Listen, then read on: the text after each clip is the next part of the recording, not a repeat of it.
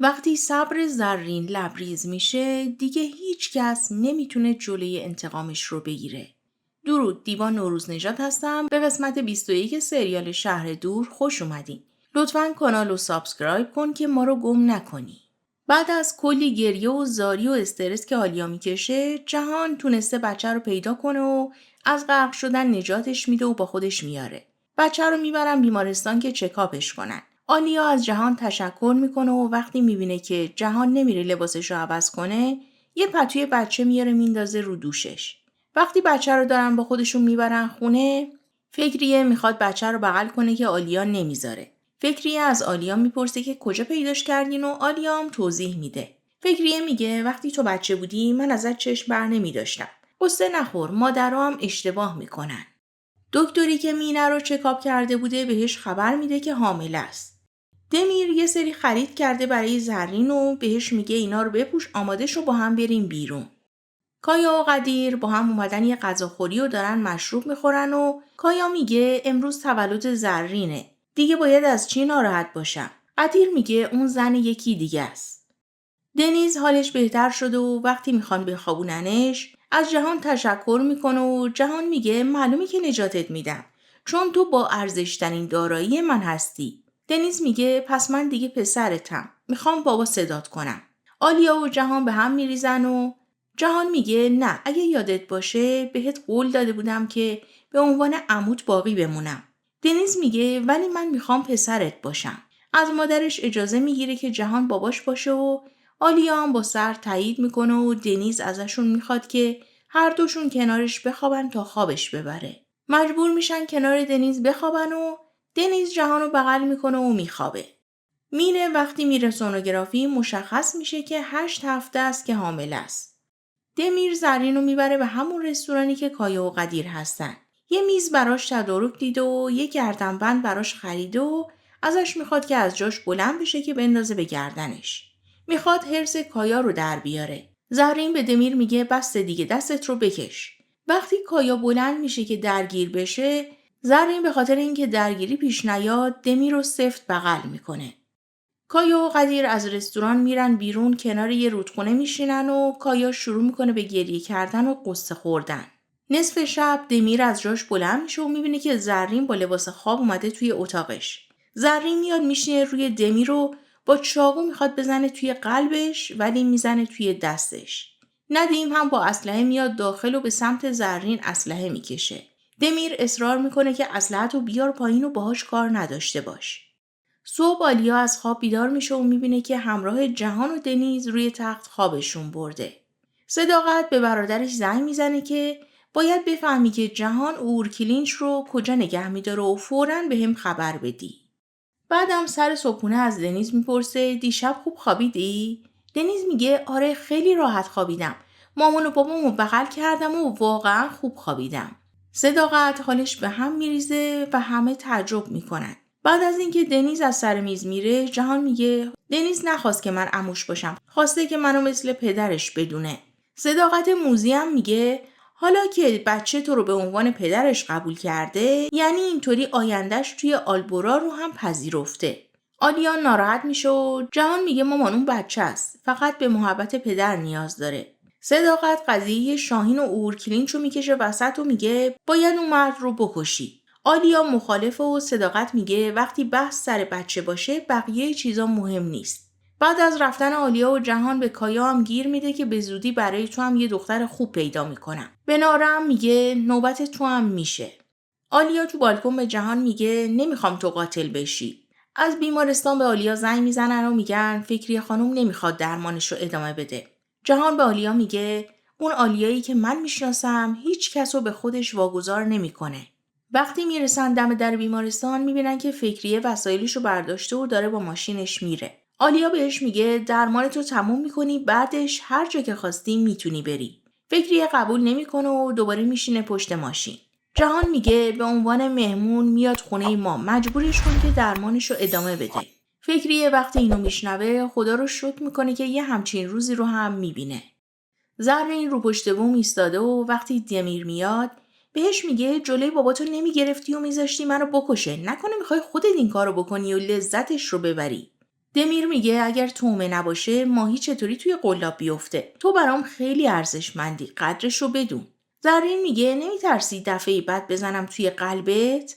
دمیر میگه چرا خیلی میترسم، شبا در رو قفل میکنم. ندیم میاد به پسرش میگه این دیشب میخواست تو رو بکشه، ولش کن بذار بره. ولی دمیر قبول نمیکنه و میگه تو توی هیچی دخالت نکن، اگه بخوای بلایی سر دختر بیاری بیچارت میکنم. وقتی آلیا و جهان با فکریه میان عمارت و صداقت متوجه میشه که میخوان فکریه رو اونجا مهمون کنن، میره پایین و قشقرق به پا میکنه. دعواشون میشه و یکی صداقت بگو و یکی فکریه بگو. دنیز میاد میگه مامان چرا داد میزنی؟ صداقت از بچه سوء استفاده میکنه و به دنیز میگه ببین اون زنی که میبینی مادر بزرگته. دنیز به آلیا میگه مامان تو به من دروغ گفتی، مگه کارولین مامان بزرگم نبود؟ آلیا بچه رو میبره تو اتاق و جهان که از دست صداقت خیلی ناراحته به عمو میگه اتاق فکری خانمو نشونش بدین. صداقت به جهان میگه این زنه مشخصه از کجا اومده، چرا میاریش عمارت من؟ جهان میگه مامان از هر کجا که اومده به ما چه؟ اون بچه به من گفت بابا اگه یه بار دیگه برای اهداف کثیفت ازش استفاده کنی قسم میخورم کاری کنم در حسرت دیدارش بمونی. آلیا برای دنیز توضیح میده که من قبلا هم بهت گفته بودم که کارولین مادر تنی من نیست. دنیز میگه پس چرا مامان بزرگم بهش گفت زن زشت؟ جهان میگه اشتباه برداشت نکن. مادرت همچین آدمی نیستش. وقتی دنیز میره توی اتاقش، آلیا از صداقت عصبانی و میگه از این بیشتر ناراحتم که داره درست میگه. وقتی همسن دنیز بودم، مامانم موهامو شونه میزد، عطر تنش هنوز یادمه. هیچ وقت فراموش نکردم. ولی حالا از زنی که مادرمه متنفرم. از اینم خیلی عصبانیم. جهان میگه من بعد از ظلمایی که تا به امروز دیدم اینطوری ظالم شدم. شاید مادرتم به خاطر چیزایی که کشیده آدم متفاوتی شده. آلیا میگه من اینجوری فکر نمی کنم که تو ظالم باشی. حتی فکر می کنم که اورکلین چو بکشی بازم حقشه. فکریه وقتی میره وسایلشو از توی ماشین بیاره با صداقت روبرو میشه و با هم دهن به دهن میشن. به صداقت میگه من فهمیدم تو از لقب سادو خوشت نمیاد. تا وقتی که به دخترم بگی عالیه منم بهت میگم سادو. صداقت میگه تو هنوز نفهمیدی کجا هستی و داری با کی حرف میزنی. تو پشیزی نیستی که بخوای کاری بکنی. از اینجا گم میشی میری. فکریه میگه بعد از حرفایی که به نوام زدی تو رادارم قرار گرفتی. میخوام اینجا مستقر بشم سادو جون. بلای جونت اومده. پسرتم که منو انتخاب کرد. از دخترم فاصله بگیر. تو دفتر جهان راجع به این حرف میزنن که حالا که شاهین آدم‌ها رو سمت خودش کشیده کار ما کمتر میشه. جهان میگه پس ما حمل و نقلمون رو بیشتر میکنیم. فکریه از آلیا میپرسه تو چرا همچین زندگی و مادر شوهری رو انتخاب کردی؟ به خاطر اینکه بچه در خطر بوده؟ آلیا میفهمه که مادرش همه چیزو میدونه و میگه بوران قاطی خونخواهی شده بود و فرار کرده بود و رفته بود کانادا. جهانم فکر میکنه که مرگ بوران در اثر حادثه نبوده و به قتل رسیده. فکریه میگه ولی شوهرت آدم خیلی خوبیه. من واقعا پسندیدمش. همون موقع دنیز میاد داخل که با مادر بزرگش آشنا بشه و آلیا نمیخواد این اتفاق بیفته. ولی وقتی صداقت میاد و دخالت میکنه، آلیا از حرص صداقت میگه لطفاً از اتاق بریم بیرون، بچه هم میخواد با مادر بزرگش آشنا بشه. فکری هم با بچه آشنا میشه و قربون صدقش میره. وقتی هم که با دنیز تنها میشه، ازش میپرسه تو اسمت اینجا جهانه؟ دنیز میگه مامانم دنیز صدام میکنه ولی مامان بزرگم عصبانی میشه. تو چی میخوای صدام کنی؟ فکریه میگه ما هم به عصبانی کردن مامان بزرگت ادامه میدیم. منم دنیز صدات میکنم. دنیز میگه مامانم منو به هیچ کسی نمیده. تو چرا مامانمو به کارولین دادی؟ فکریه بهش میگه اون زمان اینطوری ایجاب میکرد. مجبور شدم. ارول پرونده طلاق ناره رو به جریان انداخته و بهش میگه توی این دوره به احساساتت مسلط باش. لطفاً برای حمایت از کانال لایکو بزن که ادامه بدیم. شاهین به ناره زنگ میزنه که از روند کار طلاقش مطلع بشه. ناره میگه ممکنه که طول بکشه. شاهین میگه من شرکت تأسیس کردم. فردا میخوام توی اسکله ببینمت. با هم قرار بذاریم. جهان دوباره میاد به ناره تذکر میده که شاهین میخواد رئیس آلبورا بشه. اگه فردا روزی من و شاهین روبروی همدیگه قرار بگیریم تو میخوای چیکار کنی؟ این وسط قرار میگیری. اون موقع اگر بخوای شاهین رو انتخاب کنی درکت میکنم ولی من دیگه نمیتونم ازت محافظت کنم. ناره میگه من قلبم درک نمیکنه این حرفا رو داداش، منو ببخش. دنیز دست مادر بزرگش رو میگیره و میبره اتاقش رو نشون بده. فکریه وقتی تابلوی عکس‌ها رو نگاه میکنه، عکس خالص رو میشناسه. یادش میاد چند سال پیش وقتی عکس دنیز رو نگاه میکرده، مردی که کنارش بوده و باهاش رابطه داشته خالص بوده و از طریق فکریه متوجه شده بوده که بوران توی تورنتوه. فکریه از این فکر و خیالا حالش بد میشه و میره توی اتاقش. اهالی ماردین اومدن برای ختنه سورون بچه هاشون و اهالی روستا صحبت کنن. صداقت وقتی متوجه میشه که دنیز ختنه نشده، گیر میده که چرا تا حالا همچین چیزی رو به ما نگفتی؟ باید نوام ختنه بشه. آلیا مخالفت میکنه که توی جشن این کار انجام بشه و بچه رو میبره توی اتاق. جهان میره آلیا رو راضی میکنه و بهش میگه بذار یه جشن بگیریم. بچه توی جشن همراه بچه‌های دیگه خیلی بهش خوش میگذره. اینجا دکتر میاریم، همه چیز استریله. بذار اینجا این کار انجام بشه.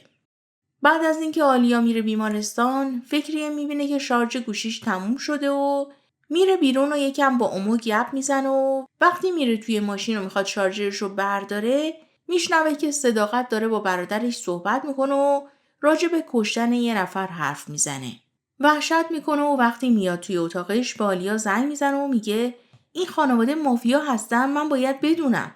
بعدم جریان حرفای صداقت رو برای آلیا تعریف میکنه. آلیا وقتی میبینه به جهان دسترسی نداره به ناره زنگ میزنه و بهش میگه مامانت میخواد اورکیلینچ رو بکشه. ناره میگه باشه، بذار من با بیسیم بهش خبر میدم. رفتن لب مرز. ناره به جهان خبر میده و جهانم به مظفر میگه بریم سمت غار. اور در حال باز کردن دستاشی که صداقت سر میرسه و به سمتش اسلحه میکشه. از اونورم آلیا میاد و میگه مبادا همچین کاری بکنی. اور از این فرصت استفاده میکنه و اسلحه صداقت رو میگیره و صداقت رو گروگان میگیره. به آلیا میگه تو هیچی نگو و برو بیرون. وقتی میرن بیرون از آلیا میخواد که همراهش به کانادا بره تا صداقت رو رها کنه. جهان از پشت سر میرسه و به دست اور شلیک میکنه. اور هم از فرصت استفاده میکنه و فرار میکنه. وقتی میان خونه جهان متوجه میشه که داییش جای او رو لو داده بود و بهش میگه وسایل تو جمع میکنی و میری دیاربکر. جهان یکم سر مادرش داد و بیداد میکنه و بعدم میره با آلیا دعوا میکنه که چرا خودتو میندازی اون وسط. آلیا میگه من نمیتونم ببینم که یه نفر کشته بشه. تو میتونستی بکشیش ولی تو هم این کارو نکردی. جهان میگه به خاطر اینکه نمیخواستم جلوی تو آدم کش بشم. مینه به جهان زنگ میزنه و جهانم گوشیشو میذاره رو اسپیکر و به مینه میگه دیگه اینقدر خیال بافی نکن و به هیچ وجه دیگه به من زنگ نزن و عصبانیم نکن. دنیز وقتی اومو و قدیر و پاکیزه داشتن راجع به مراسم ختنه سورون صحبت میکردن متوجه شده که میخوان ختنش کنن و ترسیده اومده اتاق مادرش رو در رو قفل کرده و نمیذاره کسی بره داخل. جهان بهش میگه بیا مردونه با هم صحبت کنیم و میره داخل اتاق و با بچه صحبت میکنه و متقاعدش میکنه که همه مردا باید ختنه بشن و زیاد درد نمیکشی و برای یه باره. تازه میگه این فرفر رو هم بیارن. دنیز راضی میشه. فکریه از این که جای بوران رو به خالص گفته بوده توی وحشت و میخواد بدونه که فامیلی خالص چی بوده و پیداش کنه. از آلیا چند تا سوال میپرسه که جریان کشته شدن بوران چجوری بوده. آلیا هم صحنه تصادف رو براش تعریف میکنه و میگه تو کاری به این چیزا نداشته باش. وقتی آلیا داره میره بیمارستان، ناره ازش میخواد که کمکش کنه و با خودش ببرتش بیمارستان که از اونجا بتونه بره شاهین رو ببینه. دمیر هم آدماش رو میخواد بفرسته که اورکیلینچ رو پیدا کنن. وقتی اوزگان به ناره دسترسی پیدا نمیکنه و به صداقت زنگ میزنه، صداقت میگه ناره اینجا نیست، رفته بیمارستان چکاپ بشه. اوزگانم میره دم در بیمارستان و ناره از آلیا تشکر میکنه و میره سوار تاکسی میشه و اوزگانم تعقیبش میکنه. ناره میرسه به شاهین و همدیگر رو بغل میکنن و میرن یکم قدم بزنن. اوزگان به صداقت زنگ میزنه و میگه ناره توی بغل شاهینه. صداقت هم رانندش رو صدا میکنه که برن به سمت لوکیشن شاهین و ناره. شاهین و ناره کنار هم روی نیمکت نشستن و ناره تصمیم میگیره که حلقه اوزگان رو بندازه توی رودخونه. وقتی دارن همدیگر رو بغل میکنن و حرف میزنن، صداقت با آدماش با اوزگان میان و صداقت به آدماش میگه شاهین رو کتک بزنن. شاهین از پس آدمای صداقت برمیاد و اسلحه میکشه به سمتشون و به ناره هم میگه بیا پیش من. ناره شاهین رو انتخاب میکنه و میره پیشش و با هم دیگه فرار میکنن. صداقت به رانندش میگه تعقیبشون کن. فکریه زیر داروی شیمی درمانی و آلیام نگران وایساده. جهان میره که یکم آرومش کنه و میخواد نهار مهمونش کنه که صداقت بهش زنگ میزنه و جریان رو تعریف میکنه و جهانم به سمتشون میره. شاهین ناره رو میبره به عمارت خودشون و میگه من آوردمت اینجا و تا وقتی که طلاق بگیری همینجا میمونی. ناره میگه شاهین من متأهلم، فکر میکنی که مامانت منو راه میده؟ شاهین میگه من تا به امروز همش سرزنش شدم که چرا فرار کردم. دیگه فرار نمیکنم، بیا داخل. وقتی در خونه رو میزنن ویدان میاد بیرون و شروع میکنه به داد و بیداد کردن و به ناره میگه تو یه زن متأهلی، حیا نداری، ناموس نداری؟ حالش به هم میریزه و شاهین بغلش میکنه و میبرتش داخل خونه. صداقت و آدماش اومدن جلوی در عمارت شاهین و آدمای شاهینم راهش نمیدن. صداقت داد و بیداد میکنه که شاهین بیا بیرون. از اون ور کایا و قدیر، از طرف دیگه هم دمیر و زرین سر میرسن. جهانم میاد 2 گلوله شلیک میکنه و همه از هم جدا میشن. شاهین میاد بیرون و قرار میشه که با جهان صحبت کنن. دمیرم از موقعیت سوء استفاده میکنه و به اجمل زنگ میزنه که خبر بده. شاهین به جهان میگه تا وقتی که طلاق بگیره اینجا میمونه، بعدش هم من میام خواستگاری میکنم. بهش نزدیک نمیشم، توی اتاق زرین میمونه. جهان میگه تو حالت خوب نیست، من اجازه نمیدم که ناره اینجا بمونه. درک میکنم که همدیگر رو دوست داریم ولی متأهله. من هیچ وقت مقابلتون نبودم. اجازه نمیدم شرف و ناموسمون رو لکه‌دار کنی. من خودم این دختر رو برداشتم از خونه اسکان آوردم عمارت و اجازه نمیدم دیگه برگرده. ولی الان با خودم از اینجا میبرمش. به ایرول هم گفتم که کارای طلاقشو بکنه. ناره هم که خودش نمیخواد اونجا بمونه به شاهین میگه بذار ما بریم. قضیه فیصله پیدا میکنه و جهان خواهرش رو میبره.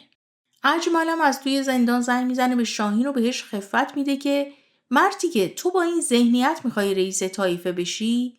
شاهین میگه من با ناره ازدواج میکنم، اون زنم میشه و هر کاری هم میتونی برو انجام بده.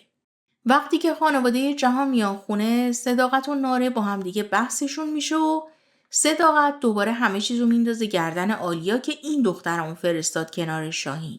جهان به مادرش میگه زخم زبونایی تو تمومی نداره ولی صبر منم حدی داره، این کارو نکن. با اومدن دنیز حال و هواشون عوض میشه. روز ختنه سرون فرا رسیده و جهان و کایا لباسای دنیز رو تنش میکنن و همه اهالی روستا هم جمع شدن و جشن مفصلی گرفتن. دنیز هم سوار فرفر میشه. تو حیاط عمارت جشن و پایکوبی و جهان و آلیا با هم میرقصن. فکری از دیدن این صحنه اشک توی چشماش جمع میشه. صداقت هم با غرور این ور اون ور رو نگاه میکنه. آلیا با نگرانی دنیز رو میسپره دست دکتر که اونجا کار ختنش رو انجام بدن. وقتی با جهان میرن توی بالکن راجع به دنیز و اتفاقات یکم با هم صحبت میکنن و آلیا به جهان میگه خیلی ازت ممنونم و برای اولین بار دستش رو توی دست جهان گره میکنه. همون موقع مینه میاد روی پشت بوم و جهان بهش میگه تو اینجا چی کار میکنی؟ مینه میگه اومدم بهت تبریک بگم جهان. مرسی که تا اینجا همراه هم بودین. به نظرتون مینه برای به دست آوردن جهان دیگه چه کار خطرناکی میتونه بکنه؟ تا ویدیو بعدی، خدا نگهدار.